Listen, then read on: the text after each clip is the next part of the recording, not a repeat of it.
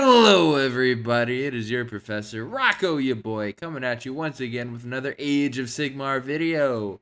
In this AoS general class, we'll be going over three things that I keep seeing people screw up in the deployment phase. Because, we did list building, so what's next in a game is deployment, right? Alright, here we go. First things first. People walk up to a table with a list they just lovingly crafted and theory crafted and math hammered and did all that prep work. They picked the right spells for the right situation and the right aura buffs and the right mount traits, and then they don't know how to put it on the table. Because this is just, especially tournament players I see, because they're freaked out about the day. They like, come on. You're right there. You got this. You got this. As you can see right here in front of you in Tabletop Simulator is my Deepkin army I keep talking about because it's fun to play. The units in purple here are part of the Bounty Hunters, the new battalion. I'm in Nautilars, so Shelly Baby Girl is a troop choice. Not a behemoth, so she's legal in there. And this is my general idea. I even have it saved like this, so I don't screw up. I generally want Shelly with her 15-inch aura to be, within 15 inches of the Namardi, which she is, to give them +1 save on top of the first battle round. Everybody's in cover, on top of the boat ward save, on top of my synergies. If someone comes close, these guys overwatch, protect Shelly. My whole plan's here. Everybody's here. The king's near the turtle to go and give an always strikes first buff in my charge phase to the turtle if need be. I've come up with my plan. That's great. I've got my Aether Wings here, my very cheap disposable screens. I've got a shark that could die as the second layer of screens. I've layered myself.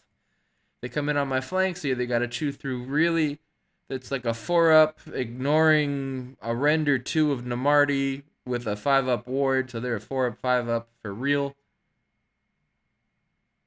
We've got options. Alright?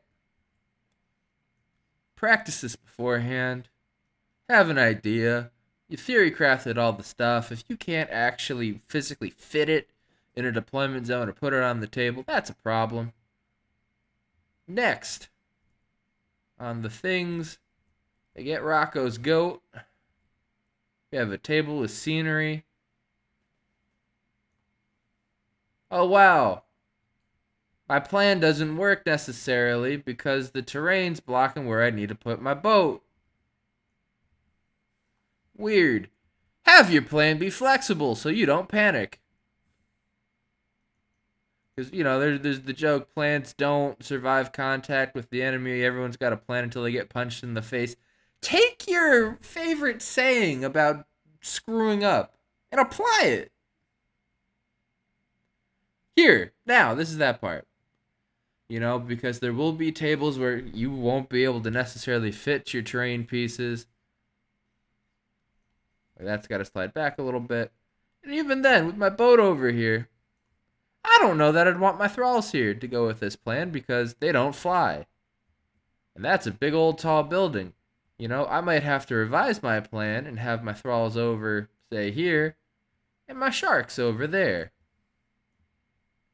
They may not get the ward save, but they're getting the turtle buff, and they can ignore this terrain because they can just fly right over it. And then this boat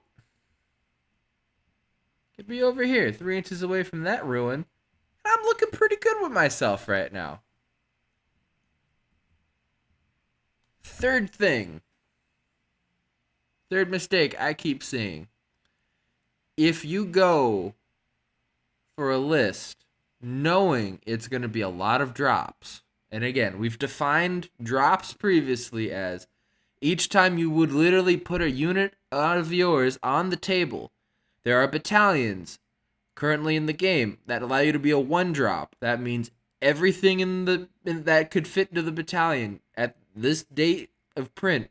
That is 3 heroes, 5 units, and a behemoth or artillery piece.